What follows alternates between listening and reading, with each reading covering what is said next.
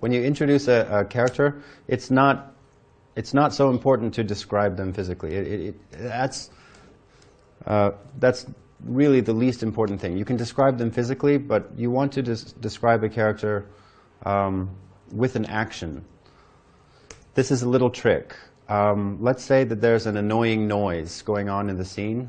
Like there's some children's toy that has been wound up and it's going around in a circle and it's making noise. Bang, bang, bang, bang, bang. And it's annoying to the characters who are in the scene. It's annoying to the audience watching the scene. And it continues, but maybe you have a character, his feet step into the camera, he reaches down, he picks up the toy and turns it off. The audience is going to feel grateful that somebody turned off that noise. And so the audience is going to have some little affinity for the person who makes the annoying thing happen. So that's these little tricks that you can do when introducing a character. This is a raisin.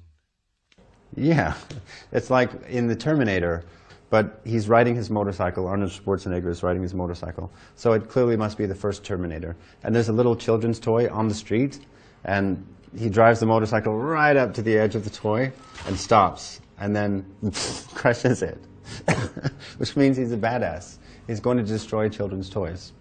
You also hopefully want to introduce characters in contrast to other characters. I've seen people write scripts, and maybe in one scene we have Tom and Bill and Bob and Tim. Why would you not want to have these be your characters' names? They really are hard to tell apart. If you have Tim and Tom, it's going to be too hard to tell apart. Well, you won't be able to go on the website yourself. So maybe you change Tim, even just don't have another T. Don't have another T. Sure. Another trick is to, yeah, I already mentioned, introduce in contrast to another character. So let's say you have two thugs, two bad guys, who are the sidekicks of the bad guy. Maybe one is tall, one is short. Maybe one is... It's just good to introduce characters in opposition to each other, so that you don't have character swirl in the mind of the reader. There's a really cool scene partway into Finding Nemo when the legend and the story of Nemo being missing spreads all throughout the ocean. And there's these two characters who are like explaining things to each other. Like there's a crab walking with a seahorse, and there's a fat fish walking with a skinny fish. And the fat fish has this really high voice, "Hey, did you hear about Nemo?" And the skinny one is like, "Yeah, he went missing." It's just funny. The contradiction is funny, that you have a big character and a small character, but his voice is high and his voice is deep. Just those little things stand out, and that's just how the human mind works. And if you use contradiction well, then characters will stand out more strongly.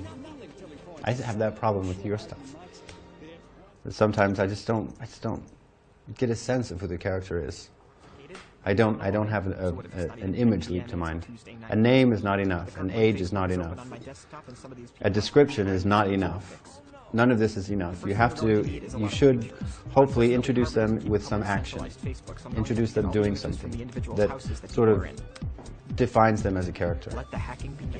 You can introduce them in opposition to someone else. Just realize you're going to introduce...